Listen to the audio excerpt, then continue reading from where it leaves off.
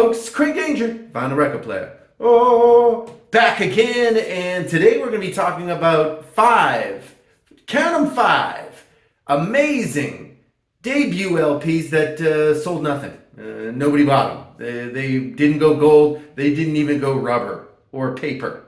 It was a difficult sell for the record buying public. And at the same time, these albums remain really must-haves, classics, in my opinion.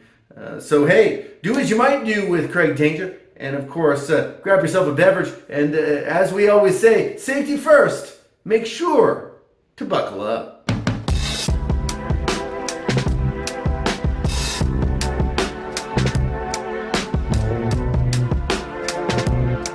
And we're back,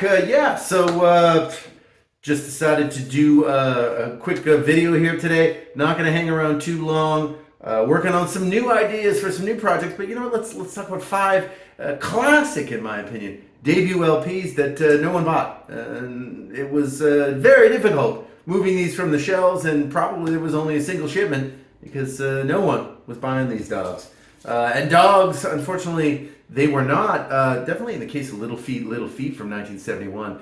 I've talked about this album a lot on the channel, so if you've seen it before, listen to me again. If you don't actually have this album, or if you're of the contention that, I think Sailing Shoes, or what's another one, something like The Last Great Record, or whatever, this one's the best. This one is the best. To be fair, Little Feat never really sounded like this again. This is an incredibly self-assured band who, frankly, at this point, really had not even toured before they recorded this for, obviously, the Warner Brothers label. The main kind of key story behind this is, of course, Lowell George, kind of the key songwriter in this band. He basically had written one of the real classics on this one, Willin'. Earlier, he actually had been in the Mothers of Invention and actually had a little bit of, sort of credo in the LA garage rock scene. He was part of a band called The Factory. Then joins the Mothers of Invention with Frank Zappa, and Lord knows why. I think only Frank knew, and perhaps Lowell George knew, but basically Lowell George plays him Willin', he's fired. Whatever that is, who knows? But the fact is that he decides, you know what? Let's do this. Let's put together my own band. So these guys never really even toured, and including, of course, Bill Payne on keyboards, who is a friend of Lowell George. They never even toured this. They just basically worked this out in the studio, and they were obviously doing late nights and getting as much sort of cheap studio time as they could. And you know what? This is an absolute classic. Super well-assured album for a band really that had kind of never played live before this was released. And you know what? I've said this a million times, but I still believe it. This is it's got that kind of rootsy feel that, you're going to hear in records around 71. What's funny about it is that, of course, it was released in the year before Exile on Main Street. And at the same time, it sounds like it could be outtakes from the Exile on Main Street sessions, which is kind of wild. So you kind of almost have to wonder, Keith Richards being Keith Richards, hey, did he happen to hear this one? Unfortunately, not many other people did. Apparently, at the time, this sold like maybe about 10,000 copies tops. And unfortunately, it would be until their second album, which I believe is Sailing Shoes, that they would start to actually, pick up a little bit of sales. And, their career kind of went from there. But they never really sounded like this again. And there's just sort of this raw, rockin', almost, dare I say, proto-punk, but not really punk. But really, like I say, very 72 Rolling Stones on this one. Willin', Truck Stop Girl. There's a lot of, basically cover to cover, this is good. Snakes on Everything just grinds this out to begin. What an absolute banger of an album. And, it remains... I have heard the other Little Feat items on the streaming. It remains my only Little Feat album. I just enjoy it. I know Waiting for Columbus, amongst many, many, many, is an album that people keep telling me, you got to get into that. Give it time. The Danger will get there. And I've heard amazing things about Waiting for Columbus, their live album, which I believe is around from 78. But you cannot beat this in terms of must-have debuts that sold absolute buckets. Little Feet from 1971. Yeah, just a little bit of a reminder. Don't forget to like. Don't forget to subscribe. Really helps the channel a lot. And actually, yeah, if certainly if you enjoy it, I would love to hear of a classic, even must-have debut LP that really didn't sell anything. Maybe this is an artist who didn't really get popular until their third album. Maybe this is an artist that really never got popular, but are fantastic and you see as kind of a must-have. So please let me know in the comments. But in the meantime, like and subscribe. And thanks, as always, for tuning in to Craig Danger. Just picked this one up actually just a couple of weeks ago in Los Angeles, California. A little bit of a repress, this one, of course, because the original, again, sold buckets. Mary Clayton, Gimme Shelter. Obviously, Gimme Shelter, Mary Clayton, most famous, I guess you could say, for actually being the background vocalist on Gimme Shelter. Terrible sort of tortured story about that was that basically she was called up while very heavily pregnant and basically, you know, pushed to kind of get the vocals as hardcore as they are on Gimme Shelter, and apparently she miscarried not too long after that. Ooh, terrible stuff. Obviously, if you hung out with the Stones in the late 60s and the 70s, it wasn't all good times. It wasn't all good times. There was good luck, ooh, and there was bad. But you know what? She comes out with this one in I think it's 70, 71. This is on very nice white vinyl. It's a recent repress. And you know what? This is a really self-assured debut album as well. She obviously does a great cover of Gimme Shelter as well, kind of taking it back. And it's fantastic. But all over this one is great. You got Country Road. I mean, Bridge Over Troubled Water. Again, it's really too hard to say. Literally everyone did a cover of Bridge Over Troubled Water. But this album from cover to cover is really great. She's one of those backing singers that really kind of never really went anywhere. And I believe that there's a documentary and or a series. I know I saw at least the documentary called something like 20 Feet from Stardom or something like that. And it basically is about, you know, the backing singers who were fantastic. But you know what? They just could never really get a career of their own going, whether that be because of their own stage presence, because of the business, because of lack of promotion, whatever the case. But Mary Clayton, ooh, certainly one of the best of that ilk of folks who, like I say, just kind of really never made it. This album is great. Her second album is a self-titled album, also fantastic.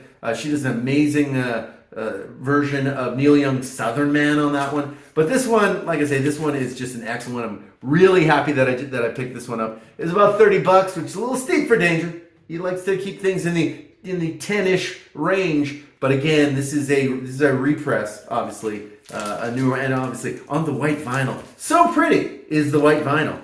So yeah, Mary Clayton, Gimme Shelter, should be from around 70, 71. And yeah, this is a really good album, cover to cover. And you know what? Here's the thing about Mary Clayton. Her albums all pretty much sold butkus, which is a shame because, like I say, the voice on her, very shades of Aretha, but more intensity. A lot of intensity on her records, and certainly this one is a fantastic example. Mary Clayton, Gimme Shelter, from, of course, 1970 or 71. Before I get to the next one, you know what, I thought I should probably note this one. I'm going to put it up on the screen here, because here's the thing. I've had this album for literally like, I don't know, 5, 6, 7 years. And it is a fantastic album. I'm talking, of course, about Charlie Daniels from 1971 on the Capitol label. And you know what? This is a great album, packed with jams that would later, I think it's an album called Fire on the Mountain. And then there's a couple of other albums where he kind of finally broke through. But in 71, he was just kind of chilling. He basically was doing Southern rock. Was it kind of actually I believe it was more like 70. He was doing, you know, kind of Southern rock vibes real early. All throughout this album, there are like amazing tracks, like Great Big Bunches of Love is fantastic. The version of Trudy, which again is on some of those mid-70s album where he kind of really broke through, fantastic. Life Goes On, Georgia, these are all basically, except for one track, of the 10 tracks, all of them are just Charlie Daniels. Wrote the songs, produced the songs, sang the songs. And something to note about this particular album is all of these songs are very raw. You will hear them on some of his later albums if you are into Charlie Daniels, and I can kind of recommend it. Definitely up until about 78, until maybe The Devil Goes to Georgia, and then after that, hey, you're on your own.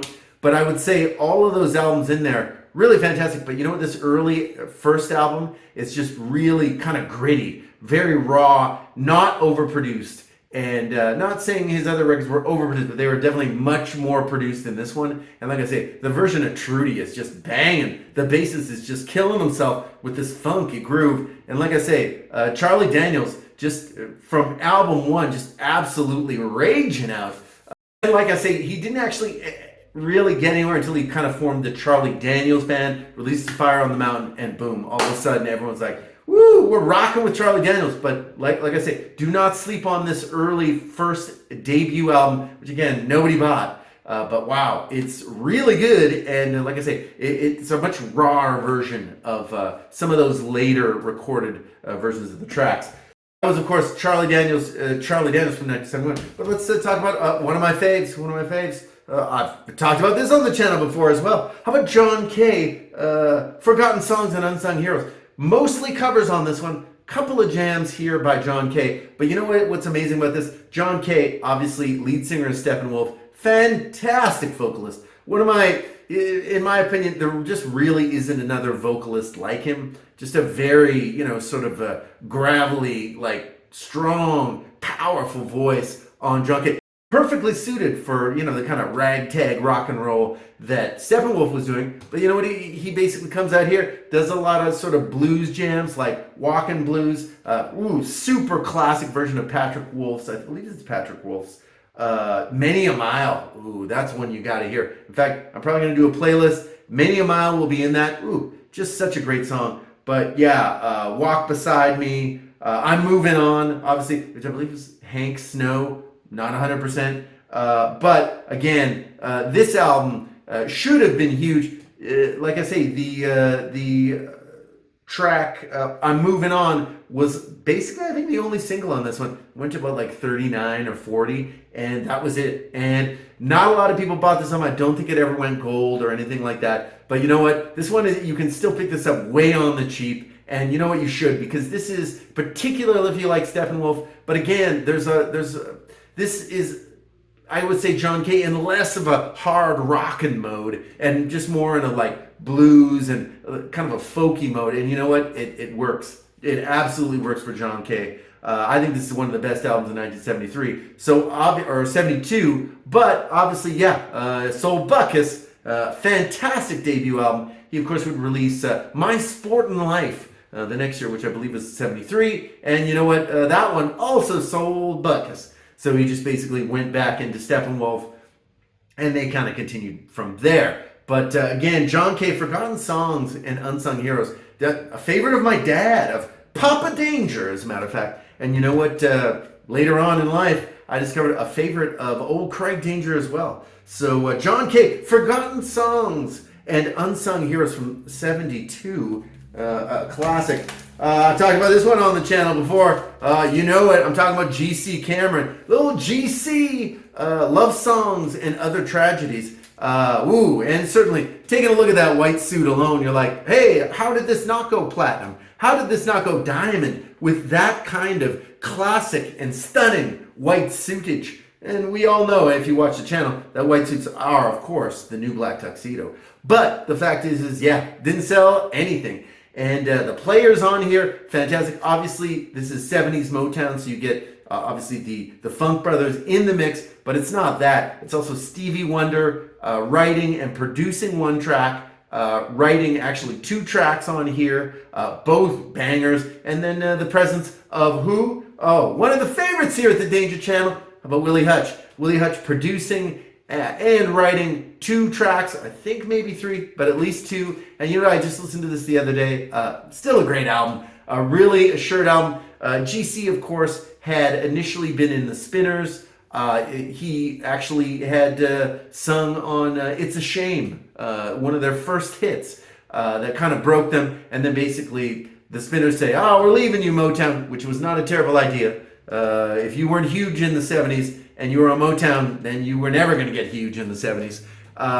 And GC's like, "No, I'm sticking with Motown because that'll work." Hey, and then he just kind of proved his own point, or proved old Danger's point anyway. Effectively, if you were on Motown in the 1970s and you were not a giant star, you were never going to become a giant star. And unfortunately, GC, yeah, this album sold buckets. He had a couple of more in the 70s. He did an album with Cyrita, who of course was for a short period of time Stevie Wonder's wife. But you know what? This one I think kind of remains the most fun. If You Don't Love Me, it kind of starts this one off with a bang. I will put that on the playlist because I love that song. It's just so fun. And also, take a look at that hair. Andre 3000, anybody? Did Andre 3000 steal his whole vibe from GC Cameron? I'm not trying to say, but maybe that's the case. GC Cameron, Love Songs and Other Tragedies. I believe this is from 74. And you know what? Classic album. A winner. And you know what? Sold buckets. Nobody bought it. And they should have. And GC should be huge. He's not, unfortunately. He did later in his career in the 2000s, do a little bit of work with the Temptations, then get back with the Temptations. Anyway, different times, but wow, a great one from GC Cameron. And hey, since you're here, like, subscribe, and also, you know what? If you're still here, you're sticking around for the bonus. And you know what? This is going to surprise viewers of the channel that I would dare to talk about one William Hutchinson, or Willie Hutch, Soul Portrait. Another album that, you know what? Hey, this is just a bonus. Let's face it. I love talking about Willie Hutch. If I could have my own channel called Willie Hutch 24/7, I would talk about Willie Hutch 24 hours a day. Unfortunately, that would be a very short conversation. I would be very much repeating myself. There's not a lot out there by Willie, about Willie rather, and there should be. Fantastic stuff. But anyway, if you want to talk about fantastic, I've talked about this album a trillion times, but you know what? 1,000,000,001 ain't gonna hurt. And gotta say, Soul Portrait by Willie Hutch, still an absolute classic. You can't miss something that you never had. A love that's worth having. Track to track to track. No ballads on this big dog. Just nothing but barking dogs of furious banger intensity. I gotta say, Willie Hutch, Soul Portrait had to be my bonus in this classic list of must-have LPs that, you know what, they just never sold. And unfortunately, this one should have sold. This, of course, is a repress. The record's actually on the player. Was just listening to it, and I was like, I was thinking, should I put this one first? But then I was like, pretty much everyone who's watched the channel is probably like, is he talking about Willie Hutch again? Yes, I am. Yes, Craig Danger is talking about Willie Hutch again. But you know what? I will talk about Willie Hutch Soul Portrait until every person in North America and Europe owns a copy. So that's just for future reference.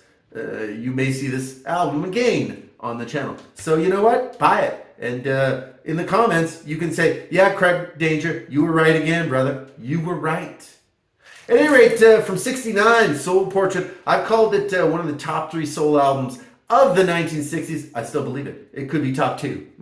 I'm going to go ahead and say that too. But Soul Portrait, Willie Hutch, one debut LP that nobody bought. It's a shame. They should have. So anyway, wrapped it up here with a bonus here for the people hanging around. And yeah, just want to say like, subscribe. If you like, it really helps the channel actually a lot. Once the likes get going, once we get about 20 likes or something, 25 likes, then all of a sudden YouTube's like, well, we'll show it to other people too. All of a sudden Craig Gage is getting 1,000 views on the video. People are like, oh, I love it. Or they're like, oh, you suck, Craig Danger. Also good. That's also fine. Everyone has an opinion, as they say. So thank you again for tuning in. And you know what? I'm just going to go ahead and see you on the next one.